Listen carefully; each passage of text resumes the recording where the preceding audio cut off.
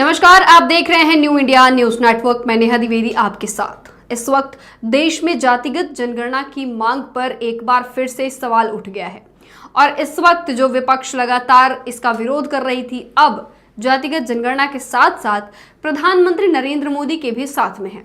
ऐसा दावा राहुल गांधी भी कर रहे हैं। लेकिन चलिए जान लेते हैं कि इससे किसको कितना फायदा है और क्या ये बात सच है कि आने वाले बिहार चुनाव में एनडीए को या फिर बीजेपी को कुछ फायदा हो सकता है। बिहार की कई योजनाओं को केंद्र सरकार ने अपनाया है। इसमें अब जातीय जनगणना भी शुमार हो गया। प्रधानमंत्री मोदी ने बिहार के मुख्यमंत्री नीतीश कुमार की पुरानी मांग को मंजूरी दे दी है। एक है तो सेफ है, एक नया नारा गढ़ने वाले प्रधानमंत्री नरेंद्र मोदी अब लोगों की जाति गिनने में लगे हुए हैं। वैसे बिहार की नीतीश कुमार सरकार ने जाति आधारित गणना के बाद 94 लाख गरीब परिवारों को आत्मनिर्भर बनाने के लिए 2-2 लाख रुपए देने का फैसला लिया था। कुछ लोग सोच सकते हैं कि एक है तो सेफ है की बात करने वाले प्रधानमंत्री नरेंद्र मोदी जातीय जनगणना के लिए तैयार कैसे हो गए। सुप्रीम कोर्ट में कास्ट सेंसस से बचने के लिए कई तरह की दलीलें भी पेश की गई, केंद्र सरकार की ओर से दी गई थी। बिहार की जातीय सर्वे की खुले मंच से आलोचना भी की गई थी, मगर अब हालात बदल गए हैं। महागठबंधन के साथ रहकर बिहार में कास्ट सर्वे कराने के बाद नीतीश कुमार अब नरेंद्र मोदी के पाले में है। वैसे बिहार की कई योजनाओं को केंद्र सरकार ने बड़े स्तर पर स्वीकार किया है, उसमें अब बिहार का जातीय सर्वे भी शुमार हो गया है।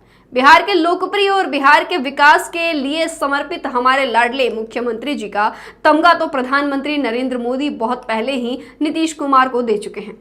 बताया जा रहा है कि पूरे देश में जातीय जनगणना कराने के फैसले के जड़ में नीतीश कुमार का ही हाथ है। उनकी पुरानी मांग को मोदी सरकार ने स्वीकार कर ली, इसके साथ ही उसे जमीन पर उतारने की कोशिश भी शुरू कर दी गई है।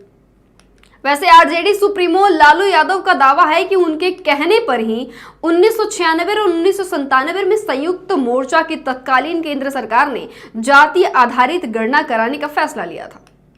उसके बाद बनी एनडीए सरकार ने इसे लागू नहीं किया, मगर यह भी सच है कि मनमोहन सिंह ने 10 वर्षों के शासनकाल में लालू यादव की पार्टी सरकार में अहम भागीदारी थी और जातीय जनगणना को लेकर कुछ वैसा नहीं हुआ, मगर कास्ट सेंसस के लिए मिशन के तौर पर काम करने का क्रेडिट नीतीश कुमार को ही जाता है।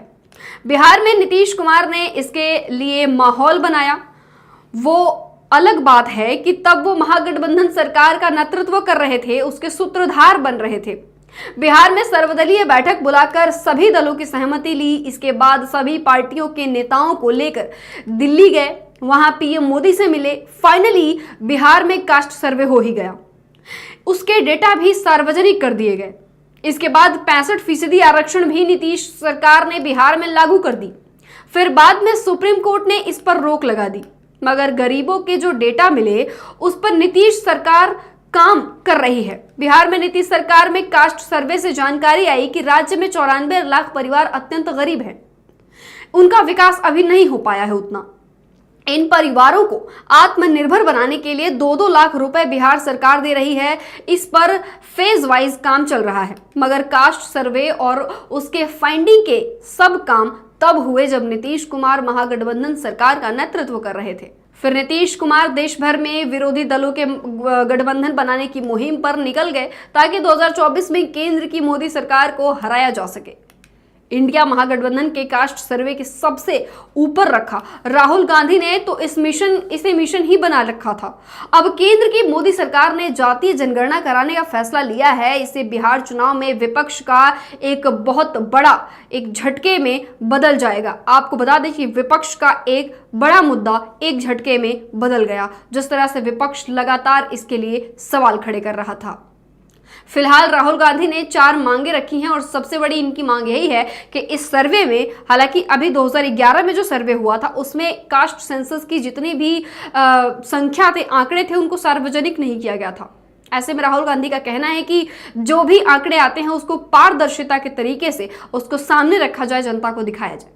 फिलहाल आप क्या सोचते हैं इस खबर के बारे में, हमें जरूर बताइएगा। फिलहाल के लिए बस इतना ही। जुड़े रहिए हमारे साथ, देखते रहिए न्यू इंडिया न्यूज नेटवर्क।